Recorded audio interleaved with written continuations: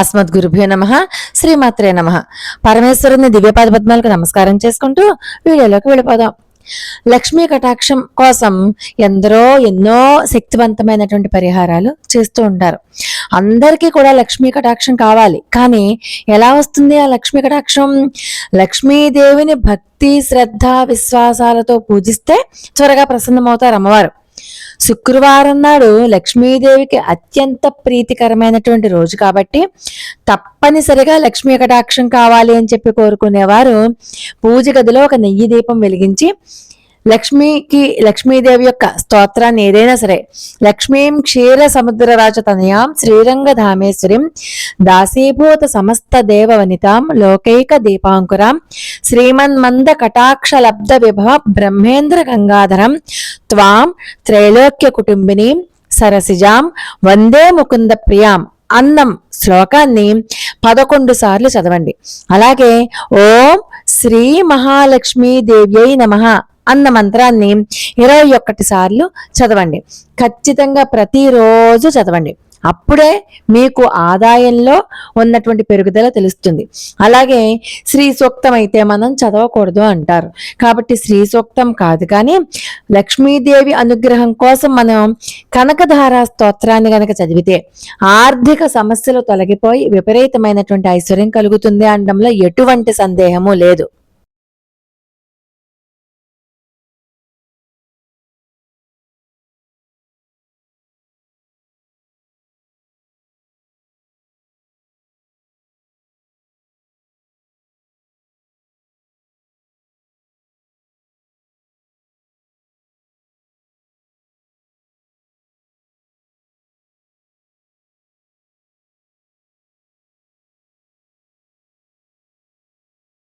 ఇవి చదువుకుంటూ మీరేం చేయాలి? అనవసరమైనటువంటి ఖర్చులు, ఆడంబరాలకు పోవడం అలాంటివన్నీ తగ్గించుకోవాలి.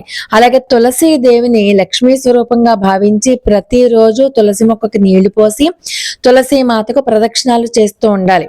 అలాగే లక్ష్మీ గవ్వలు ఐశ్వర్యాన్ని ఆకర్షిస్తాయి కాబట్టి మీ పూజ గదిలో కానీ మీ బీరువాలో కానీ లక్ష్మీ గవ్వలను పెట్టుకోండి. అనవసరపు ఖర్చులు తగ్గిపోతాయి.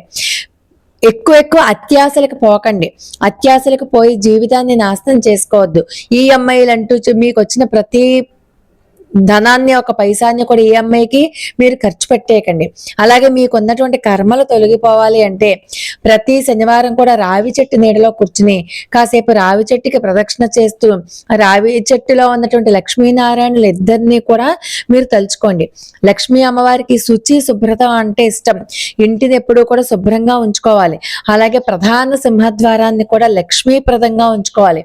ఎప్పుడూ కూడా పసుపు రాసి చక్కగా ఉంచుకోవాలి. ఇంటిలో ఎట్టి పరిస్థితులలోనూ కూడా ఎండిపోయిన మామిడాకులు కానీ ఎండిపోయిన పుష్పాలు కానీ ఎప్పుడూ పెట్టుకోకండి. ఇంటిలోకి నెగిటివ్ ఎనర్జీ ప్రవేశిస్తుంది. ముఖ్యంగా ఆడపడుచులను గౌరవించండి. ఆడవాళ్ళు కంట నీరు పెట్టుకున్న చోట లక్ష్మీదేవి ఉండదు. అందుచేత మీ స్తోమతను బట్టి పేదలకు దాన ధర్మాలు చేయండి. అలాగే ఇంటి ప్రధాన ద్వారం ముందు ప్రతిరోజు సాయంకాలం 2 దీపాలు వెలిగించండి. మూగ జీవాలకు ఆహారం పెట్టండి. పక్షులకు ఆహారం పెట్టండి. మీకు భర్త ఆదాయం పెరుగుతుంది. సిరి సంపదలు కూడా పెరుగుతాయి. మూగజీవాలకు, కుక్కకి, ఆవుకి ఇలాంటి వాటికి అన్నం పెట్టండి. ఏదైనా సరే అన్నం పెట్టండి. కానీ మీరు ఖచ్చితంగా ఓం శ్రీ మహాలక్ష్మీదేవి నమః అన్న మంత్రాన్ని జపించాలి. ఇంతకు ముందు చెప్పినటువంటి ఆ శ్లోకాన్ని కూడా విడవకుండా జపించాలి. ఏదో ఒకరోజు చేసి ఊరుకోవడం కాదు. ఇలా మంచిగా ఉండండి. గొడవలు పెట్టుకోకండి. అమంగళకరమైనటువంటి మాటలు మాట్లాడకండి. మీరు దీపారాధన చేసేటప్పుడు వీలైతే గులాబీ పూలతో దేవుణ్ణి పూజించండి. కోరిన కోరికలు ఖచ్చితంగా నెరవేరి తీరుతాయి. అని బీరువాను కూడా శుభ్రంగా ఉంచుకోండి. బీరువాలో కూడా చెత్త చెదారం చేరనివ్వకండి. చిరిగిపోయిన వస్తువులు కానీ విరిగిపోయిన వస్తువులు కానీ ఇంట్లో లేకుండా చూసుకోండి. ధూపం వేయడం మాత్రం మర్చిపోవద్దు. పిల్లులకు అన్నం పెడితే పుణ్యం కూడా.